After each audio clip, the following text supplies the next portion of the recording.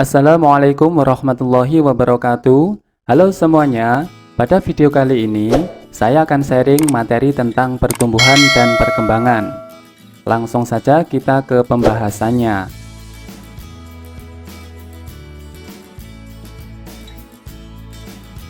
Pertumbuhan merupakan proses pertambahan ukuran, baik volume, bobot, dan jumlah sel yang bersifat irreversibel atau tidak dapat kembali ke asal karena adanya pertambahan substansi serta bersifat kuantitatif. Pada organisme uniseluler, pertumbuhan ditandai dengan bertambahnya volume sel. Sedangkan pada organisme multiseluler, pertumbuhan ditandai dengan bertambahnya ukuran dan jumlah sel. Contoh peristiwa pertumbuhan adalah bertambah tinggi dan besarnya batang pada tumbuhan.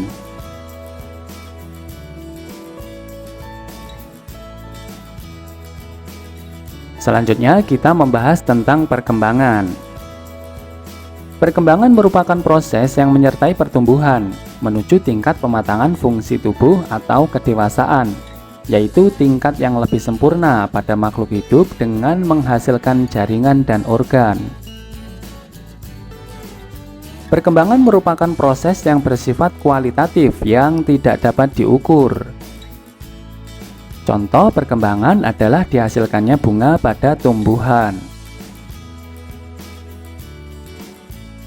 Setiap pertumbuhan diikuti dengan perkembangan.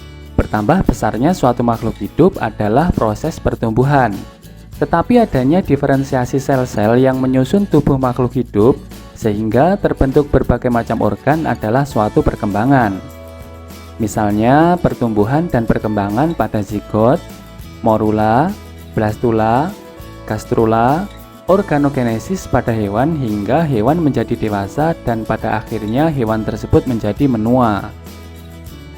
Arti penting dari peristiwa pertumbuhan dan perkembangan ini adalah untuk mempertahankan kelangsungan hidup makhluk hidup serta untuk melestarikan keturunan.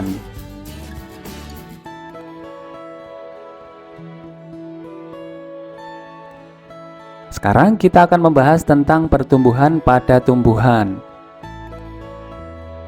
Pola pertumbuhan pada tumbuhan bergantung pada letak meristem, yaitu sel-sel yang aktif membelah.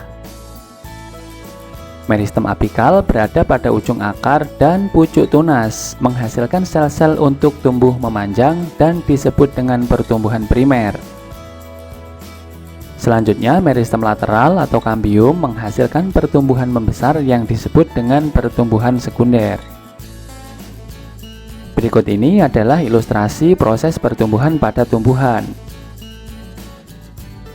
Di sini ada meristem apikal yang terletak di ujung batang. Apabila sel-sel meristem apikal ini membelah, maka ujung batang akan semakin meninggi. Sedangkan pada ujung akar juga terdapat meristem apikal. Apabila sel-sel pada meristem apikal di ujung akar ini membelah, akan menghasilkan ukuran akar yang semakin memanjang. Selanjutnya, di sini ada meristem lateral. Apabila sel-sel pada meristem lateral ini membelah, maka akan membuat batang menjadi membesar.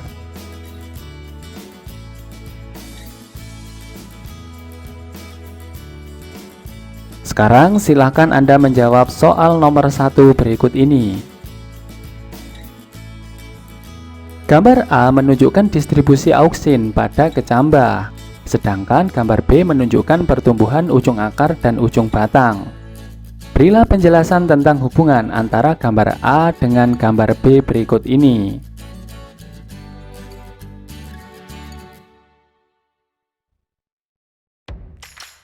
Selanjutnya kita akan membahas tentang faktor-faktor yang memengaruhi pertumbuhan dan perkembangan pada tumbuhan. Faktor yang memengaruhi pertumbuhan dan perkembangan pada tumbuhan dibedakan menjadi dua. Yang pertama adalah faktor internal dan yang kedua adalah faktor eksternal. Faktor internal adalah faktor yang berasal dari dalam tumbuhan itu sendiri, sedangkan faktor eksternal adalah faktor yang berasal dari luar tumbuhan. Faktor internal yang memengaruhi pertumbuhan dan perkembangan pada tumbuhan dibedakan menjadi dua. Yang pertama adalah faktor intraseluler, yaitu faktor yang bekerja di dalam sel. Dan yang kedua adalah faktor interseluler.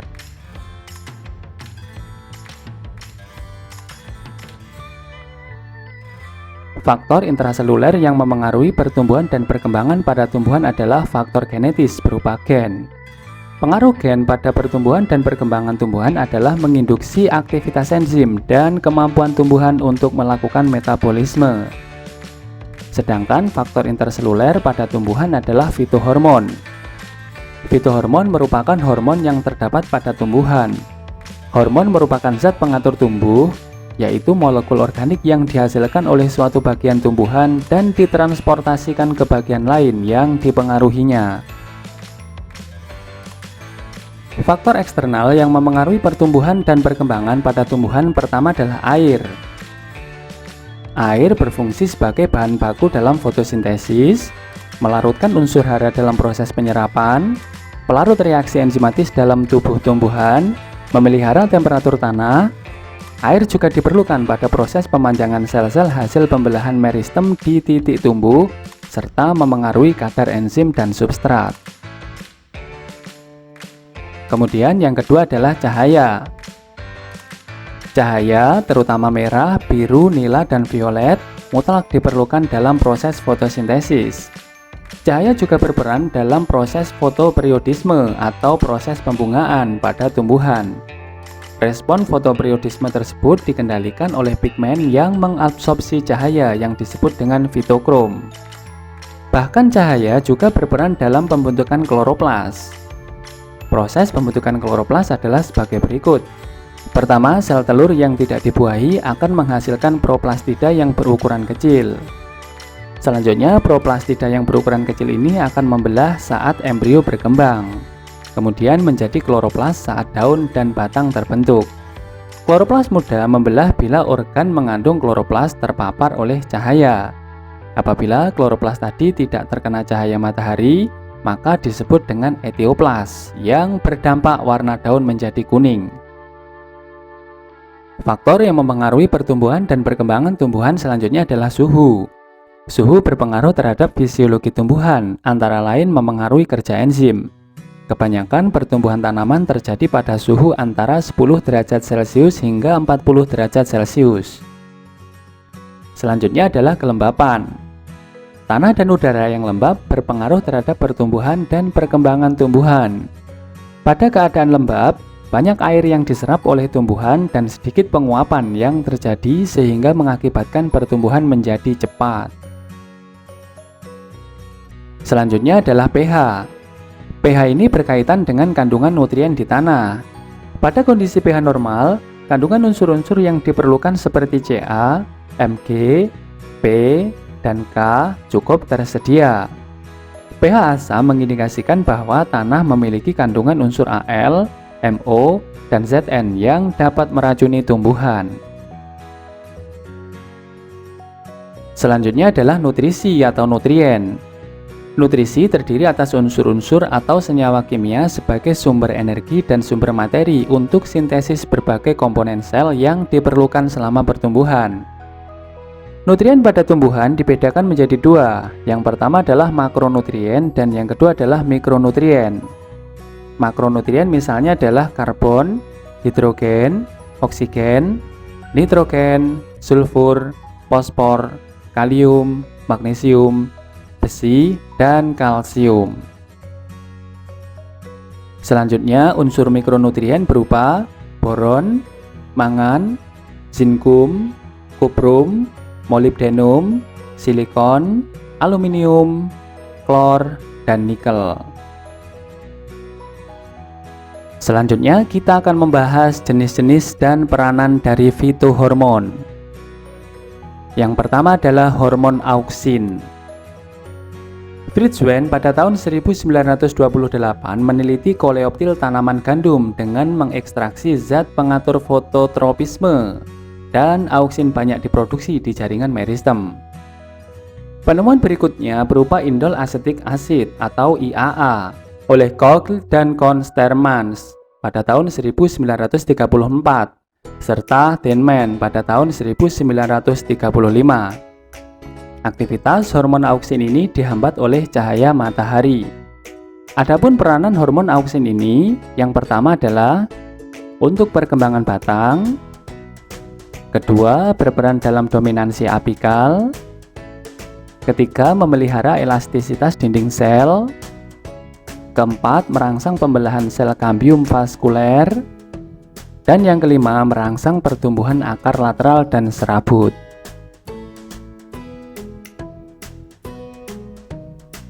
Selanjutnya adalah hormon giberalin. Eiichi Kurosawa pada tahun 1926 meneliti padi Bakanai yang tumbuh membesar tidak normal. Yabuta dan Hayashi pada tahun 1939 mengisolasi kristal protein yang dihasilkan oleh Gibberella fujikuroi yang bisa menstimulasi pertumbuhan akar kecambah. Kemudian pada tahun 1951, Stodola menemukan varian dari giberalin yaitu GA1, GA2, dan GA3. Adapun peranan hormon giberalin ini adalah untuk perkecambahan biji, memperbesar ukuran buah, mempercepat pertumbuhan, pemanjangan dan pembelahan sel, perkembangan memanjang dinding sel, dan memicu pertumbuhan normal pada tanaman kerdil.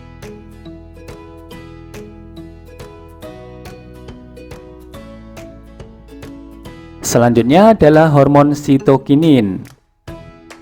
Hormon sitokinin pertama kali ditemukan oleh Volker Koch pada tahun 1954.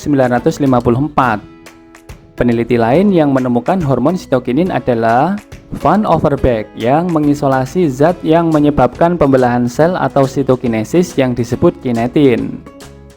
Sitokinin ditemukan dalam konsentrasi yang tinggi di daerah meristematik dan jaringan yang berkembang.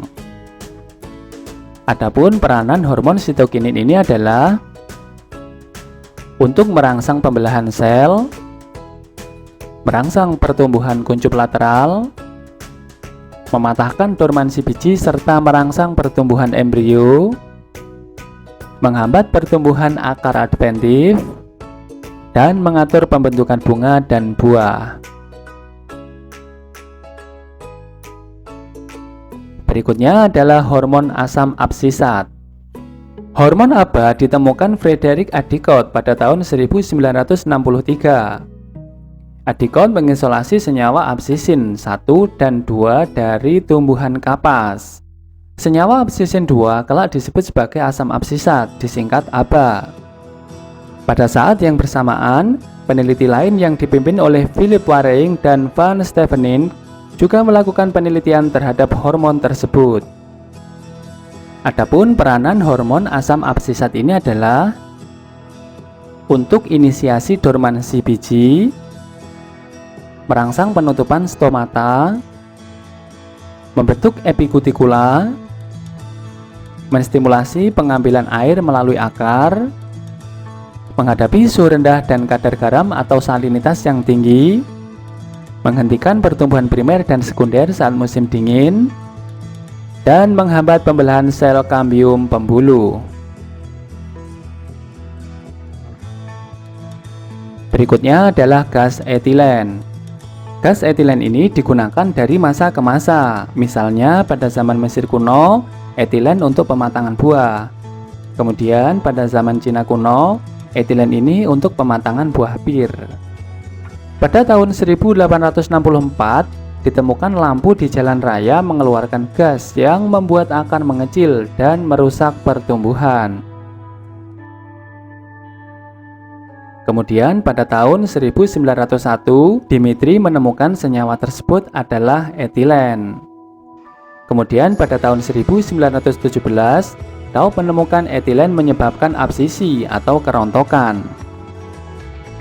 Selanjutnya pada tahun 1934, Gane menemukan penjelasan sintesis etilen oleh tanaman. Dan pada tahun 1935, Crocker menemukan etilen merupakan hormon yang berperan dalam pematangan buah dan penghambatan jaringan vegetatif. Adapun peranan gas etilen adalah sebagai berikut. Gas etilen berperan dalam pematangan buah, kemudian mengakhiri masa dormansi, merangsang pertumbuhan akar dan batang, merangsang absisi atau kerontokan buah dan daun, merangsang pemekaran bunga, dan pertumbuhan batang menjadi kokoh dan tebal. Berikutnya asam traumalin. Asam traumalin berperan untuk memicu sel-sel daerah luka menjadi bersifat meristematik, sehingga mampu mengadakan proses penutupan bagian luka tersebut.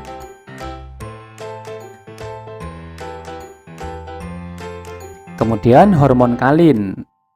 Hormon kalin dibedakan menjadi 4. Yang pertama adalah rizokalin. Rizokalin berperan untuk memicu pembentukan akar.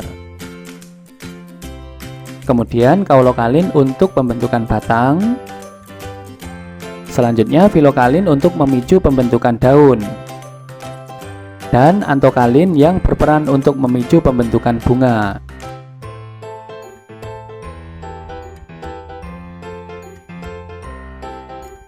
Berikutnya adalah hormon florigen. Florigen pertama kali dijelaskan oleh Mikhail Kailakian yang pada tahun 1937 menunjukkan bahwa induksi pembungaan dapat ditransmisikan melalui cangkok dari tanaman bunga terinduksi ke tanaman lain yang belum terinduksi pada santium. Florigen diproduksi di daun dan bekerja pada meristem apikal dan tunas. Peranan florigen adalah mengendalikan dan atau memicu pembungaan pada tanaman. Sekarang silakan Anda menjawab soal nomor 2 berikut ini. Gambar berikut menunjukkan peristiwa dominansi apikal pada tumbuhan. Gambar A menunjukkan tumbuhan dengan tunas apikal yang lengkap, sedangkan gambar B menunjukkan tumbuhan dengan tunas apikal yang dipotong, yang mengakibatkan tunas lateral tumbuh setelah dekapitasi atau pemotongan. Jelaskan mekanisme terjadinya dominansi apikal pada tumbuhan tersebut. Selanjutnya kita akan membahas tentang struktur biji. Struktur pada biji tersusun atas beberapa komponen. Yang pertama adalah plumula, yaitu pucuk lembaga atau ujung epikotil yang akan membentuk daun. Plumula pada monokotil dilindungi oleh selaput yang disebut coleoptilum. Kemudian yang kedua adalah kotiledon. Kotiledon merupakan keping lembaga atau keping embrio sebagai tempat penimbunan makanan, alat fotosintesis, karena merupakan calon daun pertama yang tumbuh saat perkecambahan, dan juga alat pengisap makanan untuk embrio yang berupa lapisan tipis berbentuk perisai yang disebut scutellum. Kemudian yang ketiga adalah epikotil yang merupakan calon batang yang ada di atas kotiledon yang akan berkembang menjadi batang dan daun. Kemudian yang keempat ada hipokotil yang merupakan calon batang yang ada di bawah kotiledon yang akan tumbuh menjadi batang dan akar. Selanjutnya yang kelima ada radikula yang merupakan ujung akar lembaga menghadap ke arah liang biji. Pada tumbuhan rumput-rumputan, akar lembaga dalam biji diselubungi oleh sarung atau selubung akar lembaga yang disebut koleoriza. Radikula ini merupakan ujung calon akar.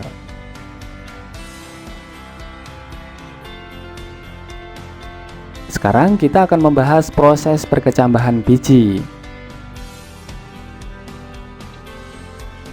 Tahap pertama dari proses perkecambahan biji adalah imbibisi. Imbibisi adalah biji menyerap air.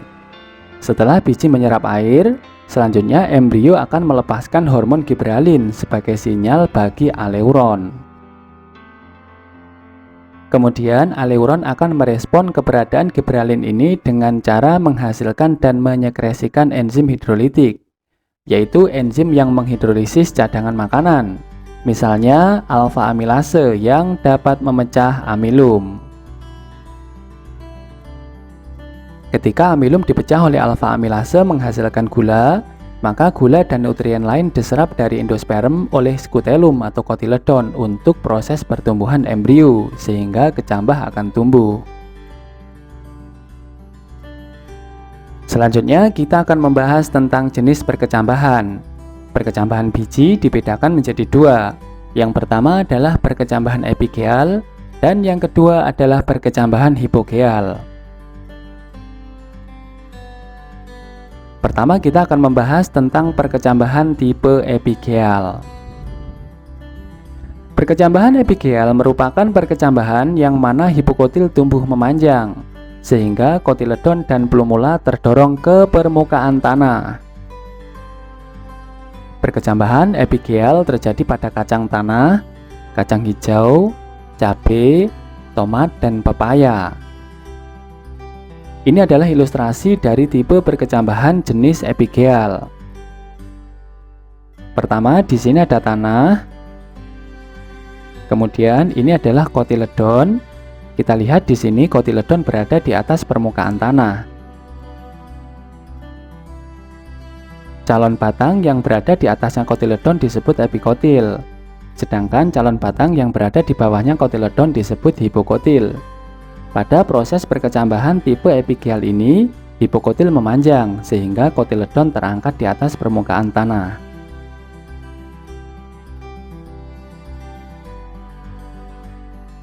Yang kedua adalah tipe perkecambahan hipogeal. Perkecambahan hipogeal adalah perkecambahan yang mana terjadi pertumbuhan memanjang dari epikotil yang menyebabkan plumula atau pucuk embrio keluar menembus kulit biji dan muncul di atas tanah, dan kotiledon tetap berada di dalam tanah. Perkecambahan tipe hipogeal ini terjadi pada monokotil dan beberapa jenis dikotil seperti kacang kapri, kopi, nangka, dan mangga.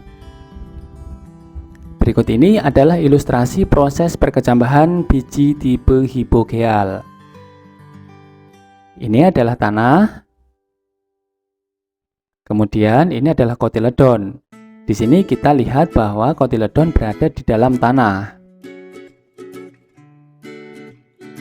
Pada tipe perkecambahan biji hipogeal ini, epikotil akan memanjang, sehingga kotiledonnya akan tetap terpendam di dalam tanah.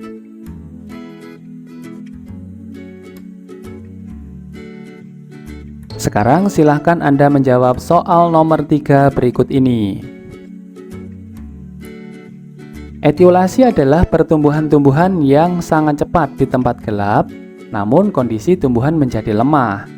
Batang tidak kokoh, daun kecil, dan tumbuhan tampak pucat. Gejala etiolasi terjadi karena ketiadaan cahaya matahari. Kejadian etiolasi ini berkaitan dengan hormon auksin pada tumbuhan. Sekarang jelaskan mekanisme terjadinya etiolasi terkait dengan peranan hormon auksin tersebut.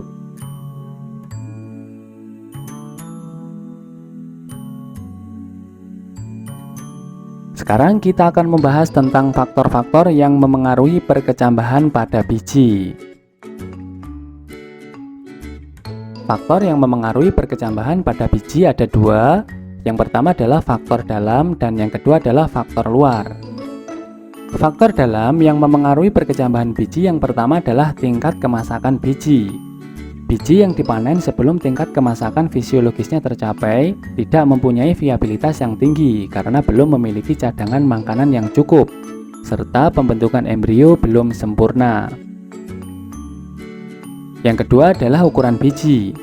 Biji yang berukuran besar dan berat mengandung cadangan makanan yang lebih banyak dibandingkan dengan biji yang kecil pada jenis yang sama.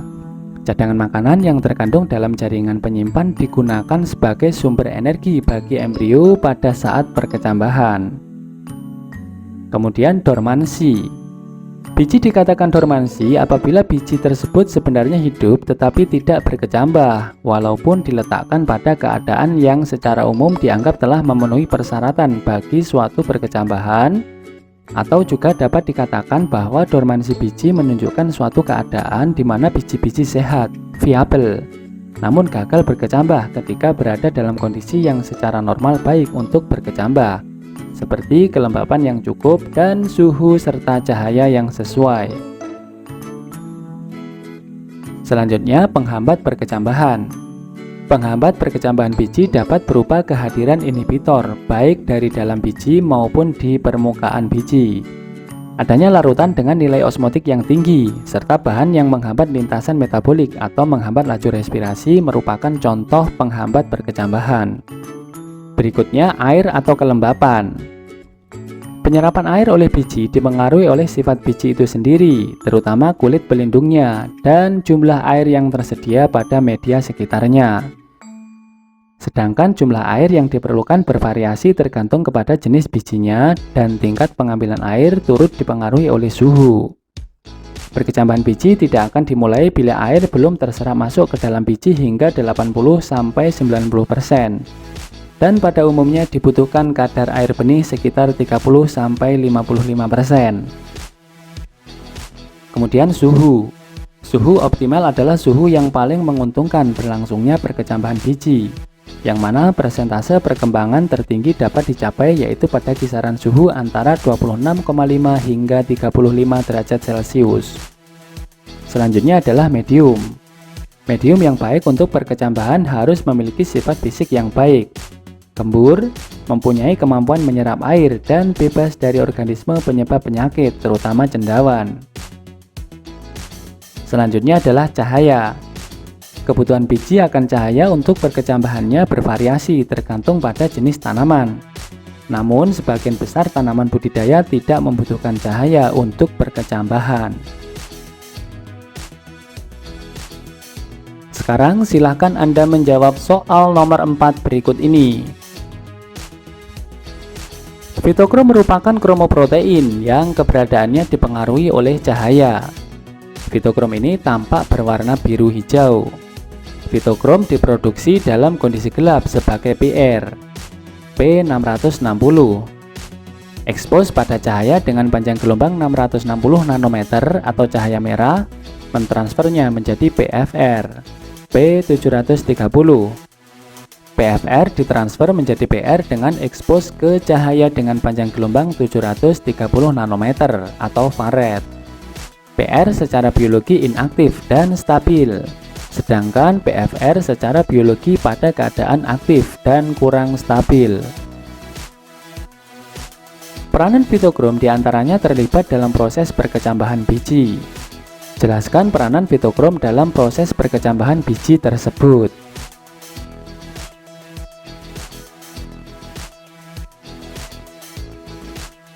Selanjutnya kita akan membahas tentang implikasi teknologi pertumbuhan dan perkembangan pada tumbuhan. Pertama adalah pemanfaatan auksin untuk pemberantasan gulma, yaitu auksin sintesis 0,1% untuk herbisida. Kedua, pemanfaatan auksin untuk partenokarpi, yaitu pertumbuhan buah tanpa biji, terjadi karena auksin menghambat proses polinasi dan fertilisasi. Ketiga, pemanfaatan auksin dan sitokinin untuk produksi buah sepanjang musim, yaitu meningkatkan hasil panen petani. Yang keempat, pemanfaatan auksin dan etilen untuk memacu pembungaan, yaitu pada tumbuhan mangga dan nenas dapat memacu proses pembungaan sebelum waktunya. Kemudian yang kelima adalah pemanfaatan giberalin untuk memperbesar ukuran buah, yaitu meningkatkan ukuran buah menjadi lebih besar.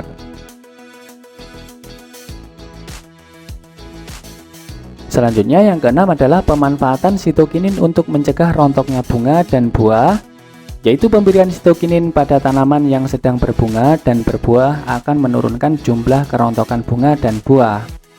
Kemudian yang ketujuh adalah pemanfaatan giberalin dan auksin untuk mengatur jumlah bunga jantan dan betina. Pemberian giberalin dan auksin secara bersama-sama pada tumbuhan yang akan berbunga dapat mengatur perbandingan bunga jantan dan betina untuk meningkatkan hasil buah bagi para petani. Kemudian yang kedelapan adalah pemanfaatan sitokinin untuk kultur jaringan. Sitokinin digunakan untuk merangsang proses pembentukan batang pada kultur jaringan. Yang kesembilan adalah pemanfaatan teknik fisika dan kimia untuk memecahkan dormansi biji. Mengamplas kulit biji atau merendam dengan asam kuat seperti H2SO4 sehingga kulit biji menjadi tipis atau lunak dan memungkinkan terjadinya proses imbibisi pada biji untuk mengawali proses perkecambahan. Yang ke-10 adalah memanipulasi faktor-faktor eksternal pertumbuhan dengan pertanian hidroponik dan greenhouse. Hidroponik untuk menghadapi keterbatasan lahan, kemudian greenhouse untuk menyiasati kekurangan atau kelebihan cahaya, kelembapan, dan suhu lingkungan. Sekarang silahkan Anda menjawab soal nomor 5 berikut ini. Fotoperiodisme merupakan respon tumbuhan terhadap lamanya penyinaran atau panjang pendeknya hari yang dapat merangsang pembungaan. Berdasarkan panjang pendeknya hari tersebut, tumbuhan dapat dibedakan menjadi 4 macam, yaitu tumbuhan hari pendek, tumbuhan hari panjang, tumbuhan hari sedang, dan tumbuhan hari netral. Proses fotoperiodisme ini tidak lepas dari peranan fitokrom. Jelaskan keempat macam fotoperiodisme tumbuhan tersebut beserta contoh tumbuhannya, kemudian analisislah peranan fitokrom dalam proses fotoperiodisme tersebut.